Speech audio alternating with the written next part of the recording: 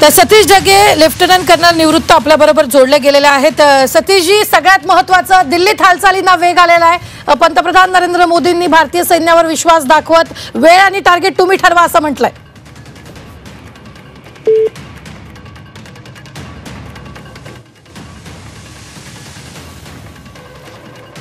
सतीशजी, माझा आवाज तुमच्यापर्यंत पोहोचतोय?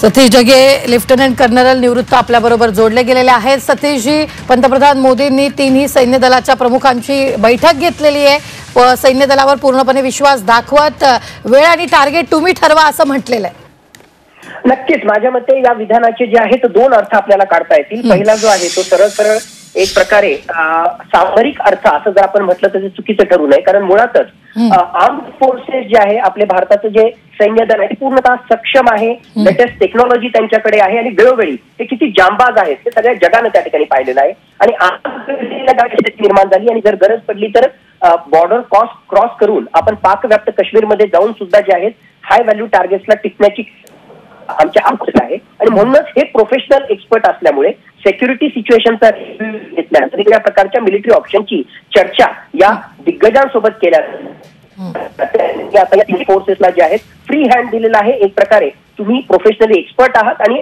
आपले मिलिटरी ऑब्जेक्टिव्ह हासिल करण्यासाठी जे जे करण्याची गरज आहे त्यासाठी राजकीय नेतृत्व म्हणून आमचा पूर्णपणे पाठिंबा आहे असाच संदेश या माध्यमातून त्यांनी दिलेला आहे। आणि याचा राजकीय अर्थ जर आपण पाहिला तर मुळातच नरेंद्र मोदी यांची इमेज 56 इंच की छाती असणारा राजकीय नेतृत्व अशा प्रकारची आहे। आणि मीडियाच्या माध्यमातून ही बातमी जर सगळ्यांच्या समोर त्या ठिकाणी येत असेल तर माझ्या मते सरकारचा हा सुद्धा त्यामध्ये एक उद्देश असावा की लोकांसमोर हा मेसेज त्या ठिकाणी जावा की राजकीय नेतृत्व हे आर्म्ड फोर्सेसच्या क्षमतेवर विश्वास ठेवणार आहे, आर्म फोर्सेसला फ्री हँड त्या ठिकाणी देणार आहे आणि खमकी भूमिका घेण्याची ज्यावेळेस गरज असेल तर ती खमकी भूमिका सुद्धा जी आहे भारत सरकार घेऊ शकतं असा राजकीय मेसेज सुद्धा देण्याचा प्रयत्न सरकार यातून करताना दिसतोय। धन्यवाद सतीश जगे, निवृत्त लेफ्टनंट कर्नल आपल्याबरोबर जोडले गेलेले होते। आताच्या क्षणाची ही सगळ्यात मोठी बातमी आपण पाहतोय।